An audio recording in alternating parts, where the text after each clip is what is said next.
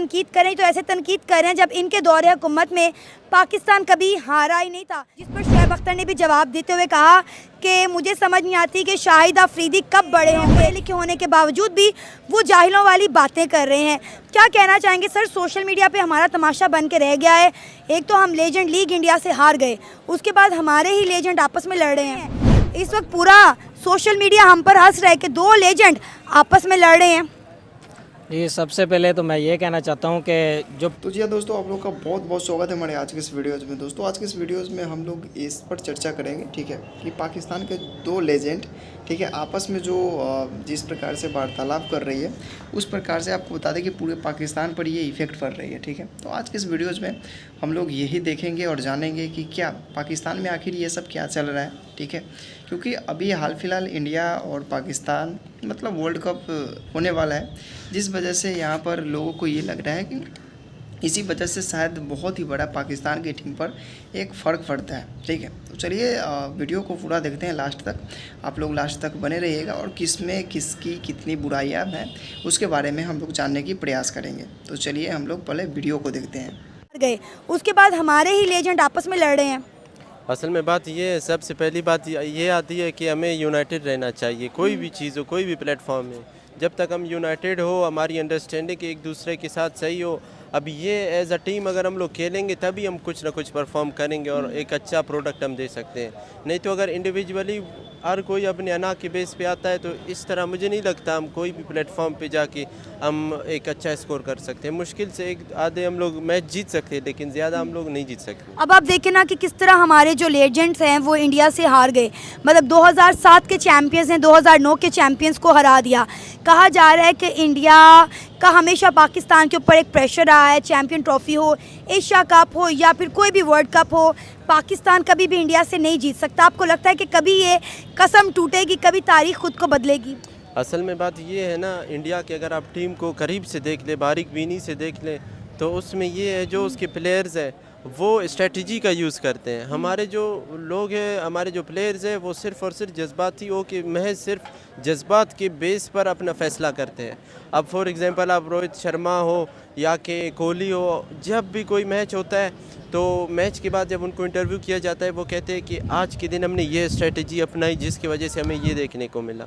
दूसरी तरफ अगर हम पाकिस्तान की टीम की बात करते हैं, वो कहते हैं बस कुदरती ये सब कुछ हुआ, अल्लाह की तरफ से हुआ। लेकिन ये है, ये चीज़ें बेशक है, लेकिन आप अगर अपना एक स्ट्रेटजी रखते हैं, आप एक प्लेटफॉर्म पे जाते हो, अगर आपको कोई स्ट्रेटजी नहीं, क्योंकि आप पूरा एक मतलब नेशनल टीम है, आप नेशनल बेस पे आप प्रेजेंट कर रहे हो, तो आपकी सबसे पहली बात ये है कि आपको उस चीज़ की बेस पर एजुकेट होना है। जिस तरह के आलात हो उसी बेस पे आप वो एक्ट कर सकते हैं। जिस तरह एक फ़ौजी होता है वो कहता है the more you sweat in peace the less you bleed in war. मतलब जितना आप अच्छा प्रैक्टिस करते, जितनी आप अच्छी तैयारी करते पिच पे, आप ग्राउंड पे, उतना ज़्यादा प्लेटफॉर्म मतलब परफॉर्म कर सकते हैं। अब ये जो शाहिद अफरीदी और जो शुएब अख्तर आपस में बयानबाजी कर रहे हैं, लड़ रहे हैं, सोशल मीडिया पर इन्होंने एक जंग खड़ी की हुई है, क्या कहना चाहेंगे? हमारे लेजेंड्स को ये चीज़ सूट करती है? पहले आप मीडिया पर आकर इस तरह की बयानबाजी कर रहे हैं, एक दूसरे को तनकीद कर रहे हैं। देखिए, हमने कभी नहीं देखा कि अगर टीम इंडिया अच्छा परफॉर्म ना करे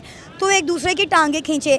हमेशा वो एक दूसरे को मोटिवेट करते हुए नजर आए। लेकिन हमारे लेजेंड, अब आप देखें, शुएब अख्तर अपने ज़माने के लेजेंड है, शाहिद अफरीदी जिनकी आज भी बहुत बड़ी फ़ैन फॉलोइंग है पूरी दुनिया में, लेकिन उसके बावजूद भी शाहिद अफरीदी मीडिया पर आकर बात कर रहे हैं, ये लोग हैकल एंड जैकल हैं, ये लोग मिस्टर बीन हैं, ये हमें तनकीद कर रहे हैं, लेकिन उन्होंने कभी अपना खेल नहीं देखा। असल में बात ये हर कोई कहता है, सबसे पहली बात ये अटेंशन सीकर है सारे। हर कोई कहता है मैं बेस्ट हूँ, दूसरे को अगर कोई भी तारीफ़ उसके हक़ में आ जाता है वो डायरेक्ट इसके ऊपर मतलब उसकी बुराइयाँ करते हैं, उस पर कीचड़ उछालते हैं। दूसरी तरफ अगर हम देखें, एक किस्म से ये एक लॉबीज़ कुछ बनी हुई है। जिस तरह इलेक्शन के टाइम लॉबी बनती है, मैं कहता हूँ वही पॉलिटिक्स, वही सारी चीज़ें हमारे क्रिकेट ग्राउंड में भी हमें देखने को मिलता है।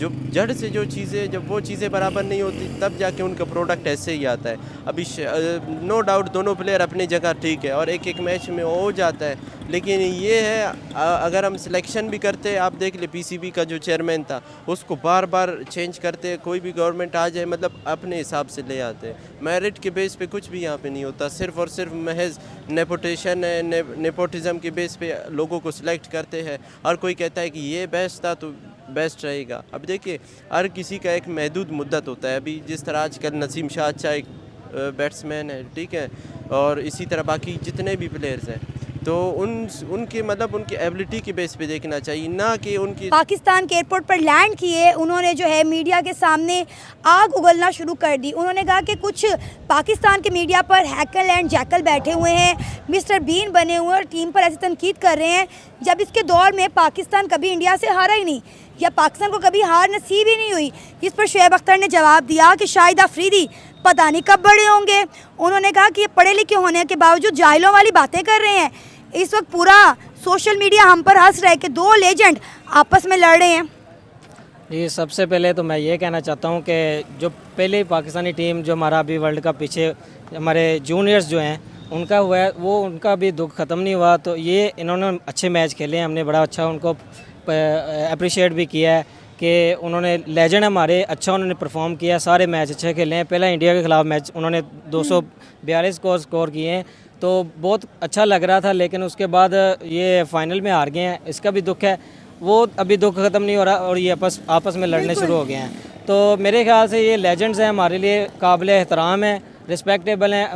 उनको आपस में नहीं लड़ना चाहिए, अपनी क्रिकेट पे फोकस करना चाहिए, अपनी खेल पे जो उन्होंने हम पाकिस्तान के लिए परफॉर्म करना उसको देखें। भाई पूरे सोशल मीडिया पर पाकिस्तान का तमाशा बन गया। शाहिद अफरीदी जो कि हमारे लेजेंड स्टार हैं, उनकी कितनी बड़ी फ़ैन फॉलोइंग है, पाकिस्तान नहीं बल्कि पूरी दुनिया उनको प्यार करती है, लेकिन वो मीडिया पर आकर इस तरह से आग उगल रहे हैं। शुएब अख्तर भी चुप नहीं बैठे, उन्होंने भी फिर जूं का तूं जवाब दिया। शुएब अख्तर भी अपने दौर के बहुत बड़े बॉलर रह चुके हैं, वो हमारे स्टार हैं, हमारे लेजेंड हैं और दोनों ही हमारे लिए काबिल एहतराम है, हमारे लिए रिस्पेक्टेबल हैं। लेकिन मेरे ख्याल से आपस में इनको नहीं लड़ना चाहिए।